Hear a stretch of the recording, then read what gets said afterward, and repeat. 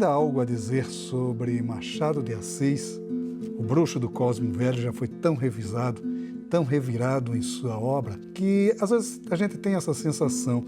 Mas Paulo Paniagua, a partir do livro Outra Viagem, Machado de Assis e a Revolução da Literatura Brasileira, traz novos elementos, sobretudo a renovação que ele provoca a partir da confecção, da escrita do romance Memórias Póstumas de Brás Cuba. Você verá essas novidades nesta entrevista com Paulo Paniagua. Paulo, Outra Viagem, Machado de Assis e a Revolução da Literatura Brasileira.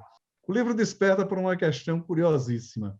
Por mais que se estude Machado de Assis, sempre tem alguma coisa a estudar no Machado de Assis. O Altran Dourado, ele dizia uma coisa interessante, que todo ano ele lia alguma coisa do Machado de Assis para limpar a língua, né? Que ele sempre encontrava alguma coisa de renovação no Machado de Assis.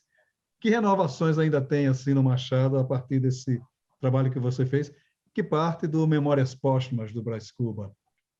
Eu acho assim, o Machado ele é um sujeito realmente inesgotável, né?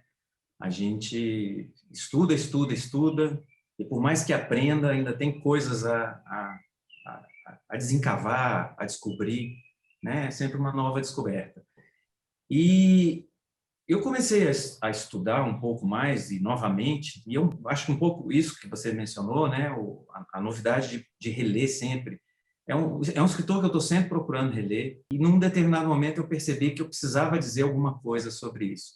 Eu tinha feito uma disciplina no mestrado com Ronald de Mello e Souza, um professor muito, muito bacana que eu tive lá no mestrado, mas o mestrado foi em 92, 93, isso é muito antigo, né? E tinha feito uma disciplina muito boa, só sobre Machado. E desde lá que eu vinha cozinhando a ideia de que eu precisava escrever alguma coisa, mas eu não achava que tinha maturidade suficiente. E agora eu falei, não, tá, eu vou arregaçar as mangas aqui e enfrentar essa questão. E descobri isso, assim, o Machado sempre permite novas entradas, novos aportes, né? No caso, o que eu tentei fazer foi buscar a relação do Machado com as crônicas, né? Como é que as crônicas serviram de fundamento para catapultar esse romance. O romance parece que aparece do nada, né? Quando você olha para a obra do Machado, aquela grande divisão, a partir do Memórias Póstumas, começa uma nova fase. Mas não começa, nada começa do nada, né? Não tem geração espontânea. Então, cadê a origem disso daí? E aí eu fui rastrear e eu encontrei nas crônicas essa origem, né? A crônica parece que era o mecanismo ali onde o Machado ia testando a verve dele, testando o estilo, testando a novidade, né? E aí eu tentei fazer isso. Quando o romance foi lançado, já aí começaram as referências que teria um certo apuro do humor inglês no Machado de Assis a partir do Memórias Póstumas, mas a gente já vê esse tipo de humor antes disso, né? E mesmo em livros anteriores, mesmo os livros mais formais, como Helena, você já vê esses pontos de humor. Não chega a ser tão, digamos assim, desbragado como é no Memórias Póstumas, mas você já vê. E mesmo nos livros posteriores, o Dom Casmurro mesmo tem um humor sutil, assim, intenso. Quer dizer, você analisa também muito esse ponto de vista da suposta chegada de humor na obra de Machado, né? A partir do Memórias Póstumas. Né? É claro, Maurício. Na verdade, assim, quando a gente vai buscar as fontes do humor no Machado, a gente encontra não só a coisa mais óbvia, que é a referência ao Sterne, que já está lá logo na introdução, né? Ele diz que é um leitor de Sterne, Sterne é considerado um dos grandes humoristas ingleses do século XVIII, e da literatura de um modo geral, né? Mas existe um aporte ainda mais antigo na obra do Machado, satírico, que vem do Luciano, né? O Luciano de Samosata, quando cria ali a sátira menipéia, ele já está dando alguma coisa do que vai ser o elemento que o Machado vai buscar para traduzir no humor. E é claro que a gente tem uma tradição muito brasileira, né, Maurício? Você sabe disso. Uma tradição brasileira do humor, né? Da zoação, da sacanagem com o próximo, né? O Machado incorporou isso porque ele, no convívio intelectual que ele tinha ali no Rio de Janeiro, do século XIX, ele frequentou um grupo que se reunia em torno da livraria do Paula Brito, que era um grupo de contação de lorotas, assim. Eles se juntavam para contar quem é que contava a maior mentira. Era uma sociedade petalógica. Peta é mentira, né? Então, quem mente mais? E aí, nisso, é claro que ele também treinou um pouco dessa possibilidade de usar o romance, né? Usar o humor no romance brasileiro. Há uma contradição interessantíssima sobre que você salienta muito no livro, que é o excesso de exposição que o Machado se propõe na imprensa da época, né? A gente fica pensando que hoje ele frequentaria muito bem Facebook e outras coisas, né? Mas, do ponto de vista, ele usava isso para a veiculação da obra. E, do ponto de vista pessoal, ele era de uma reserva extrema, né? Quer dizer, também como foi estudar esse aspecto do Machado? Então, Maurício, eu acho assim, o Machado ele tinha uma característica que parece muito a de uma pessoa que tem uma certa esquizofrenia, né?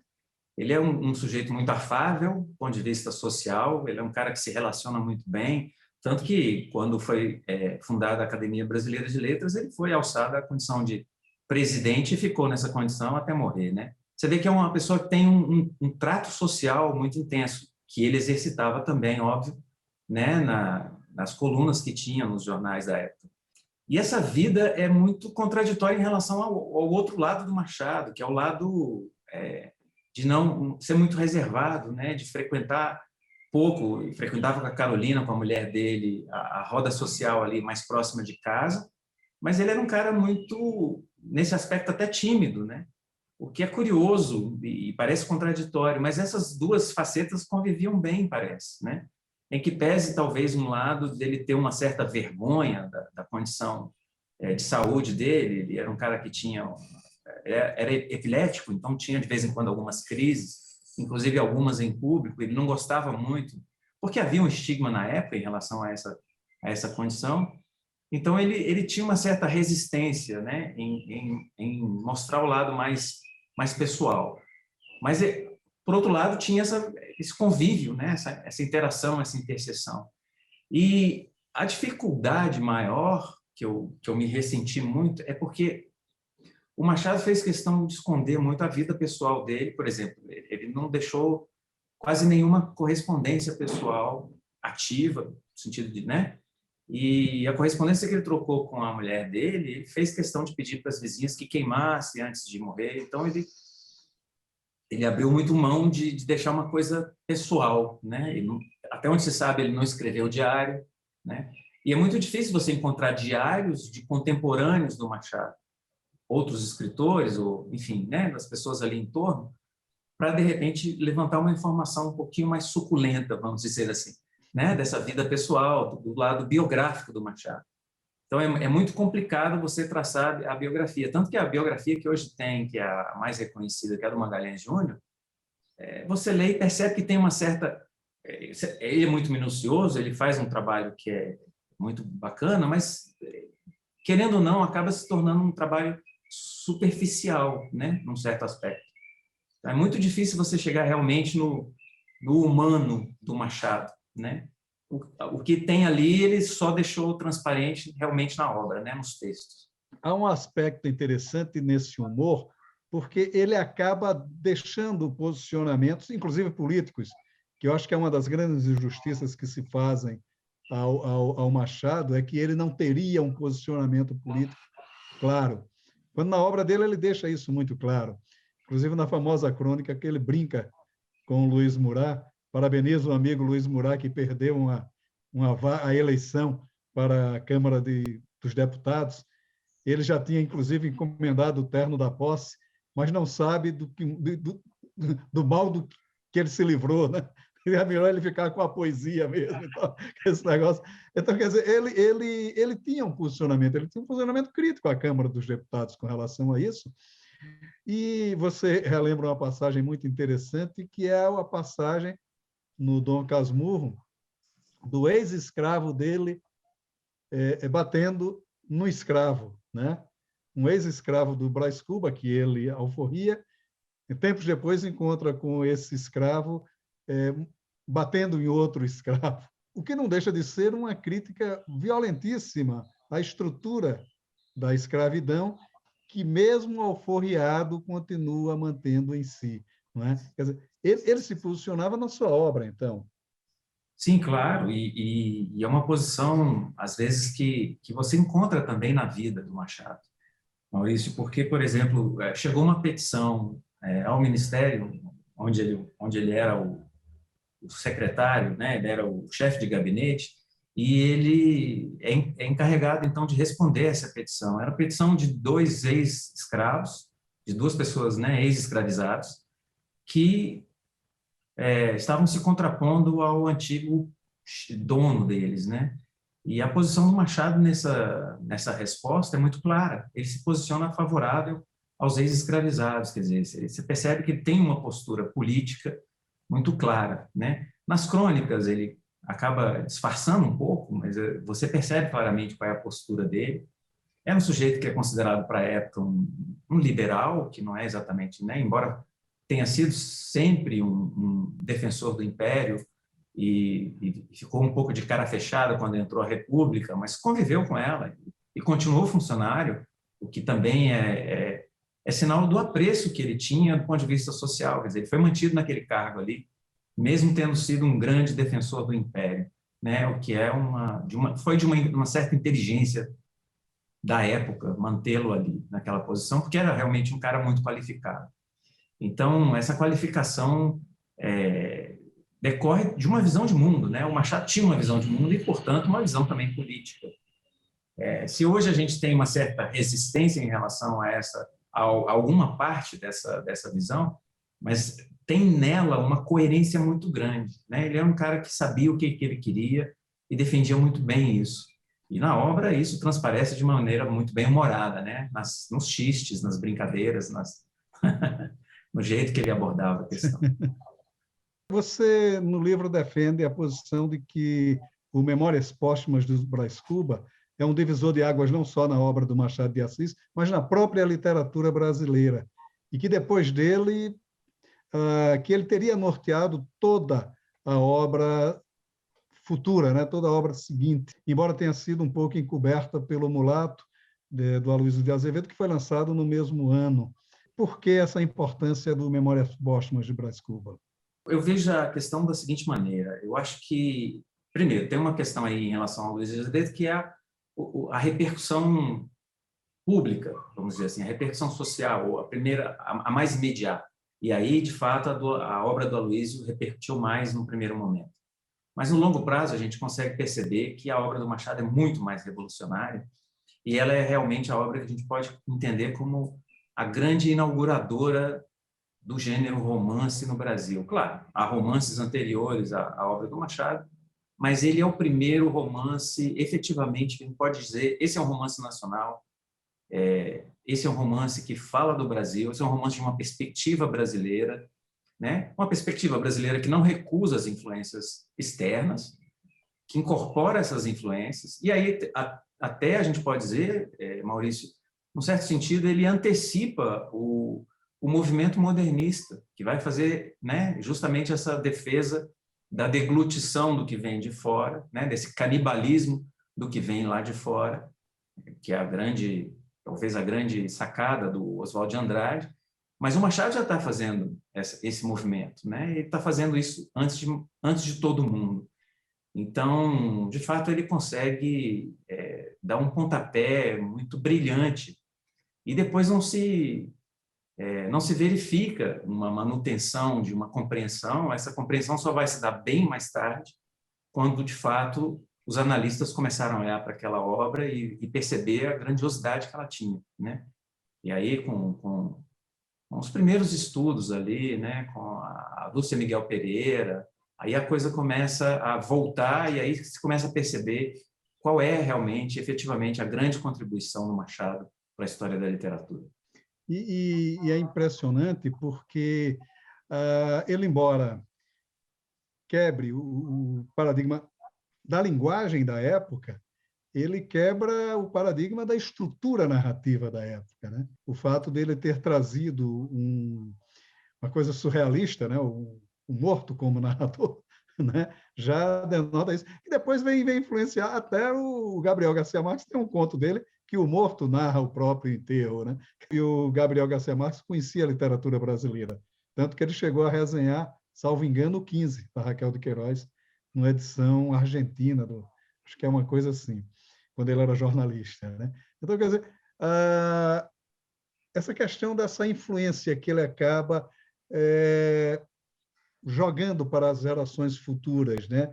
Nesse sentido de libertário mesmo, né? Quer dizer, dentro do papel em branco, a possibilidade é toda, né? Você pode fazer o que bem entender, né? Desde que tenha arte nisso, né? Quer dizer, é mais ou menos esse o recado que ele passa. E não só arte, como grande arte, né? Eu acho que a técnica do Machado de descobrir esse narrador defunto, que dá a ele essa possibilidade de uma liberdade total em relação ao assunto que ele está tratando. Quer dizer, os romances anteriores do Machado são todos muito, num certo sentido, comportados. São romances redondos e tudo, mas muito comportados. E com o Brás Cubas, ele se liberta de uma maneira muito radical. Então, ele pode, de fato, fazer a crítica que ele tinha à elite brasileira, ao autoritarismo brasileiro, né, ao sistema escravocrata, às diferenças sociais, e aí usando essa técnica. E é muito curioso porque você tinha naquele momento uma ideia de que o romance precisava ser um fluxo contínuo, né? E o Machado faz pequenos blocos, os capítulos são curtos, né?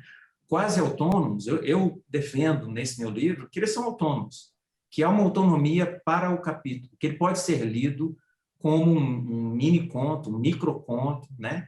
E talvez até, e aí eu faço essa articulação justamente com a estrutura da crônica, que o Machado ele acaba sendo um dos grandes nomes da crônica brasileira, né? A crônica, ela talvez precise ainda, tem grandes estudos, tem inclusive um estudo que tem uma contribuição fundamental do Antônio Cândido, é um livro que se chama Crônica, é difícil de achar, é um exemplar complicado, não tem aí a venda nem na estante virtual, nem nas redes sociais, mas é um livro importante, assim, e alguns estudos estão começando a surgir sobre a crônica. Mas talvez a gente precise começar a estudar um pouco melhor as crônicas específicas de alguns cronistas, né? E o Machado é um grande aporte para a crônica brasileira. A contribuição dele é enorme, né? É ali que ele começa a fazer esses ajustes finos desse humor refinado dele, né? Tem um trecho de uma crônica que diz assim: não te irrites se te pagarem mal um benefício, antes cair das nuvens que de um terceiro andar, né? Então ele vai fazendo uma graça, né? A tolice humana sempre se rebelou contra tudo que não a lisonjeia. Ele vai tecendo uma série de comentários jocosos e, claro, às vezes muito pontuais e muito específicos do século XIX, mas por isso que é bom o fato de que a editora da Unicamp tem feito uma recuperação dessa obra e com muitas notas de rodapé, com gente muito qualificada, estudiosos da obra do Machado, que estão ali ajudando a gente a entender alguma coisa do contexto, né? Porque às vezes a crônica ela é muito do tempo presente, né? Ela é muito daquele momento ali, e aí a gente não conhece mais aqueles personagens, né? Quem é o senador, quem é o deputado, quem é o sujeito que está ali naquela posição. Então essas notas de rodapé hoje ajudam a recuperar, e aí você percebe que a obra está, você tirando essas coisas circunstanciais, é uma obra que tem uma duração, né? Ela é uma obra que não se perde, porque tem ali uma qualidade do estilo mesmo, da formatação, do jeito de abordar as questões nacionais. Sim, tem uma das crônicas assim pontuais, diga assim, uma mais conhecida, mas uma crônica bem interessante, que ele faz um manual de boas etiquetas para quem anda de bonde, né? E ele lá para as tantas diz assim: não deve se acender o mata-rato durante a viagem, né? Eu sabia que mata-rato, que era um charuto de má qualidade, que se chamava mata-rato, né? Quer dizer, esse tipo de contextualização. Mas ele acaba levando isso para o romance também, né? A clássica passagem, né? Marcela, meu amor, por uma noite e 500 contos de réis. Né? Quer dizer, e depois ele encontra a Marcela degradada e tal. Essa visão da sociedade, ele denuncia uma certa hipocrisia que permeava por aquela sociedade carioca, aquela necessidade de se enfronhar com o poder. Isso é muito forte nele também, né? Pois é, e a vantagem aí desse narrador defunto é justamente essa, é transbordar essa hipocrisia, mostrar que que ela é parte do jogo social, né? E, de alguma maneira, descer a máscara e mostrar do que ela é composta, no fim das contas, né? De atitudes arbitrárias, né? Desse clientelismo, dessa política de favores, né? Você sempre depender de alguém. É a história da Marcela, ela depende de arrumar um amante que a sustente, ou uma sucessão de amantes, né? Ou depois em Aloló, a mesma coisa. Quer dizer, a mulher que não consegue um bom casamento, um bom marido nessa sociedade, está condenada a não ter uma vida minimamente decente, né? Ela pode terminar na miséria. E o Machado, quando faz essa coisa usando humor, né, ele está ao mesmo tempo denunciando essa situação toda, né? Essa situação que é a situação do Rio de Janeiro do século XIX, né? As desigualdades, essa posição da mulher e a visão do Machado sobre a mulher é muito interessante, porque ao mesmo tempo que ele mostra essa subalternidade, ele é capaz de mostrar personagens que têm uma autonomia, né? Que têm uma tomada de decisão, que partem para um enfrentamento em relação aos homens, né? Então, o Machado é um cara que é de uma inteligência muito aguçada, e essa inteligência transborda, porque a obra acaba ganhando essa característica que as pessoas costumam dizer canônica, né? Tá aí, ela ainda não consegue, ela ainda não está totalmente ou completamente decifrada. A gente ainda tem novos aportes, a gente tem novas possibilidades de estudo para serem feitos, né? E essa riqueza ela não se perde com o tempo, né? Essa é a vantagem da literatura das humanidades em relação às ciências, né? Computador novo sempre substitui um velho, mas uma literatura nova não necessariamente, né? Então Vai você tem aí, substituir, né? continuamos com os clássicos, eles estão aí com tudo, né? As mulheres tinham uma posição muito firme nos romances de Tá? E Capitu, que não nos deixa mentir, mas há uma coisa interessante, que ele não perdoava os homens também. O número de revistas que existe na obra dele é imensa. Ele também tinha muito, e sobretudo numa sociedade como aquela do Rio de Janeiro, que todo mundo ia para lá na tentativa de se dar bem, e ele ironizava muito com isso, né? É interessante, você defende uma tese curiosa num livro anterior seu, sobre a literatura brasiliense, que o maior reflexo que alguém que quisesse refletir a sociedade de Brasília hoje teria que necessariamente ler Machado de Assis, que ele seria o espelho para se analisar a sociedade que a gente vive. Essa proximidade de poder que o Machado tanto debate era o que a gente precisaria analisar. Quer dizer, a gente não, digo, os escritores brasileiros, ou aqueles que querem escrever sobre Brasília. A capacidade do Machado de olhar para aquela sociedade, a argúcia com que ele fez isso, né? A minúcia com que ele entende os meandros e o posicionamento das pessoas, e até isso que você mencionou, né? Os personagens que são arrivistas. Isso é uma característica muito peculiar e muito recorrente da literatura nacional, né? Então, o Machado continua como uma grande referência para qualquer ponto do país que queira olhar para as suas questões. E como nós estamos aqui justamente hoje, né, no centro do poder, a questão do poder continua sendo uma questão atual para nós, né? Uma questão de que você está numa cidade que não pode prescindir de olhar para as nuances de como é que esse poder se articula, como é que ele se dá, quais são as questões que estão em jogo. O Machado faz isso brilhantemente e ele dá um pouco a sinalização de como é que nós devemos nos atentar para essas questões. E nesse sentido, Maurício, é importante dizer, a leitura feita pelo Roberto Schwartz no O Vencedor das Batatas, que na verdade estuda os 4 primeiros romances, e no Um Mestre na Periferia do Capitalismo, que é o livro em que ele estuda especificamente o Memórias Póstumas, aquela leitura é uma leitura muito acurada também, e uma leitura que mostra como o Machado era um sujeito político, né? Um homem que estava olhando as questões do seu tempo, sociais, políticas, sociológicas, psicológicas e, no fundo, as questões literárias, porque é o modo como ele escolheu se expressar, e se expressava muitíssimo bem, né? Ele tem uma verve que realmente é impagável E a gente continua rezando no altar dele, não tem jeito. Não tem jeito. Paulo, muito obrigado. Vamos ler Machado de Assis, A Outra Viagem, um livro interessantíssimo por abordar novos aspectos dentro desse enigma que é Machado de Assis. Mas muito obrigado pela sua participação aqui no Leituras. Foi uma conversa ótima e vamos ler Machado de Assis. Maurício, eu que te agradeço pelo convite, fico muito contente de participar aqui do seu programa e fico muito contente de poder colaborar com a leitura de Machado, quero crer, né? Espero que sim. Maravilha, muito obrigado. Obrigado, Maurício.